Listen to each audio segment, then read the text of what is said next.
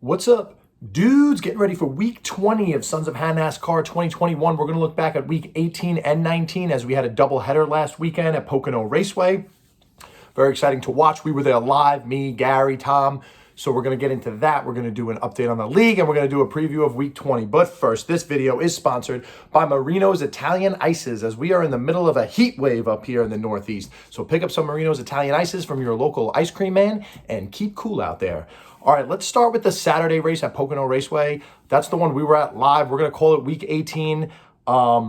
Just a quick update on how that race ended up. Kyle Busch takes stage 1, Kurt Busch takes stage 2, and Alex Bowman gets his third win of the year, taking stage 3. Being at that race live was so exciting for a number of reasons. Number one is watching Kyle Larson live. I just want to jump into that for a minute. We went to Talladega this year, but Kyle Larson blew his engine on the first lap, so we didn't really get to see him.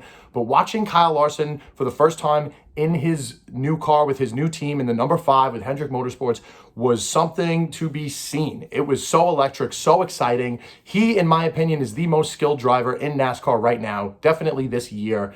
He led a ton of laps and was eventually passed by Alex Bowman. But just watching Kyle Larson make his moves, he knew he had the faster car, was just waiting for the right moment, didn't want to mess his teammate up, but also wanted to win the race. Watching them go around and Kyle Larson would just, stay behind him, come out of the draft, lose a little speed, but kind of gauge Bowman, see how he would react when Larson would try to make a pass and then get back behind him and get back in the draft. Just IQ through the roof for Kyle Larson, just watching him lap by lap by lap, just waiting for the right time to make that right move. Watching Alex Bowman, seeing what line he takes, when he should go high, when he should go low. Kyle Larson saw, with 4 laps to go, his opening, knew he had it, took the lead, had that race in the bag until the last turn of the last lap where he blew a tire and Alex Bowman ends up getting the win. Hell of an experience to watch Kyle Larson do what he does out there, but you got to lead the last lap to win the race. So Alex Bowman gets his third win of the year. Good for him. Good race all around to be at live. So week 19, which would be the Sunday race at Pocono Raceway, Martin Truex Jr. takes stage 1, William Byron takes stage 2, and Kyle Busch takes stage 3, gets the win. And this was also an exciting race to watch because this came down to a number of things. One, a lot of guys made adjustments in that 24-hour period, and a lot of guys picked up more speed in the second race than they had in the first race. So that was exciting to watch. William Byron, for example. But I just want to tip my hat and give a shout out to Kyle Busch, who I don't like. I despise him and I never root for him ever. But watching him win that race was definitely electric because he had a huge malfunction in the third stage. His transmission was stuck in 4th gear and he still was able to pull it off. For a guy to be able to do that, you need to have a skilled driver in a good car with your teammates and your spotters and your pit crew, everybody being on board, doing everything right to make that work. Not a lot of guys could do that, but Kyle Busch pulled it off. It was definitely very impressive. Another thing about the second Pocono race was that it came down to a fuel mileage race where guys were slowing down towards the end of the race because they didn't want to pit. Some guys just jumped in to pit and top off with fuel. Then, guys just saving gas and slowing themselves down but losing position just to be able to make it to the end of the race.